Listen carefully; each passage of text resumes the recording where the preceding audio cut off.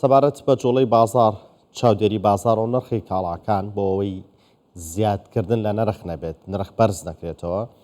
بێگومان لیژنەیەکێت کە چاودێری ئەم بازاڕانەکات چاودێری دوکانەکانەکات بۆ قسەکردنی زیاتر لەسەر پرسە گفتوگۆکەی لەگەڵ بەڕێز هۆگر عەلی بەڕێوەبەری چاودێری بازرگانی هەولێر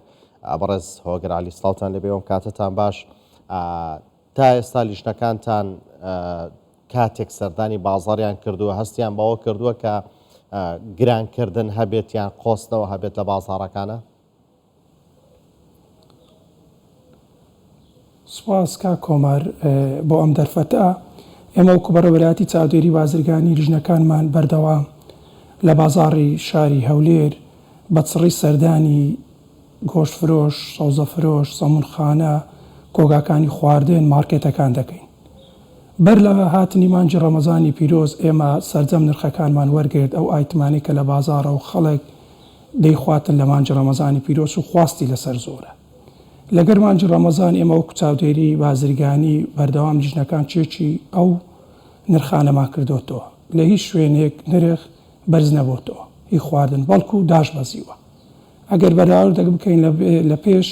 مانجی ڕەمەزانی پیرۆز و لەگەڵ مانجی ڕەمەزان بەڵکو خواردن دابەزیە نەکو نرخ گران بتەوە و ئەو شوێنانش کە نرخیان بەرز کردوتەوە ئێمە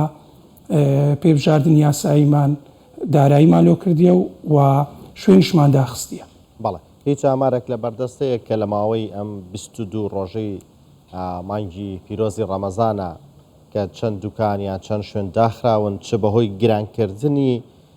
پێداویستیەکان یاخود بەهۆی ماوەدی ماوە بەسەرچوو؟ خۆ دەزانیتن ئێمە لیژنەکان بەردەوام کردەگەڕێن بەڵێ لە مانجی ڕەمەزانی پیرۆز 5 شوێنمان داخستیە 233 شوێنمان سزای دارایی داوە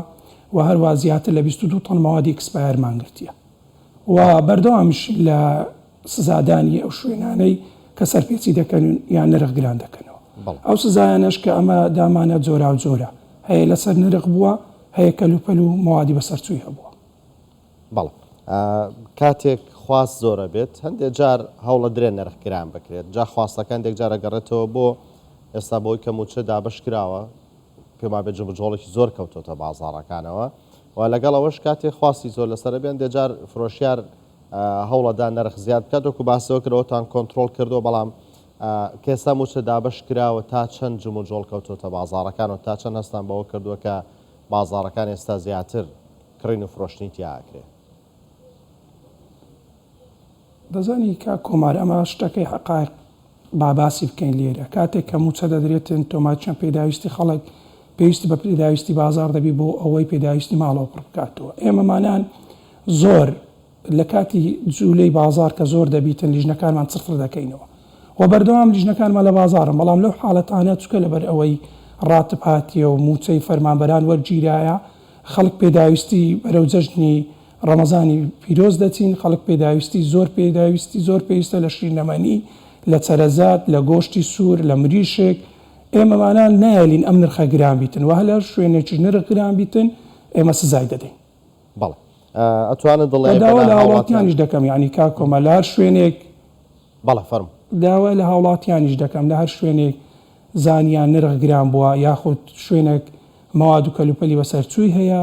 یاخود دەزانێن لە ڕووی فیزیایی و شایەکە هیتی تێک چووە پەیوەندی بە بەڕێوەبەری چاودێری بازر بکان لە ئەوەی لیژنەکانمان فەوری بگەنە شوێنەکە و ئیجراعاتی یاسایی لەگەر بکەن. بە ژمارە تەلەفۆن چەندە ژمارە تەلەفۆنێکەیە کە وڵاتیان بتوان پەیوەندیتان پێوە بکەن؟ 0750 کا کۆمار هەر ڕقەمی شخصی خۆمەکو بەڕێوەبەر بڵاو کردوتەوە لەوەی دایرێکت خەڵک لەگەر من قسان بکاتن و لیژنەکی لە ناکاوم دروست کردووە فەوری ئەو لیژنەی بگەمە ئەو شوێنەی کە سەرپێچی سزای بدەن کە یان نرخی بەرز کردەوە یان مەوادی بەسەرچووی هەبێتن 0750 454 6245 لە خزمەتی هاوڵاتیانین 24 کاتژمێر چکە دەوامی بەڕێوەبەری چاودێری بازرگانی 22 ڕۆژ نیە 30 ڕۆژە بۆ زیاتر معلوماتی بەڕێزت. بەڵێ دەستان خۆشمادوو نەبن ئاکا کۆگەر ئەتوانی دڵنیای بێتە هاوڵاتیان لەوەی کە لەگەڵ نزیکبوونەوەی جەژن ئێستا ئاخریکە نزیکە بینەوە بە تایبەت لە 1-2 ڕۆژی پێش جەژنیش کە توانن بە باشی کۆنتترۆلی بازارکەن هەم لە کۆنتترۆلکردنی نرخ هەم لە ڕێگریکردن لە بڵاوبوونەوەی خۆراکی ماوە بەسەرچوو.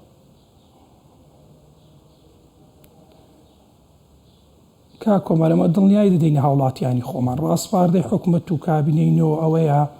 کە ئێمە خواردنی باش کوالێتی بەرز بۆ هاوڵاتیانی خۆمان لە شاری هەولێر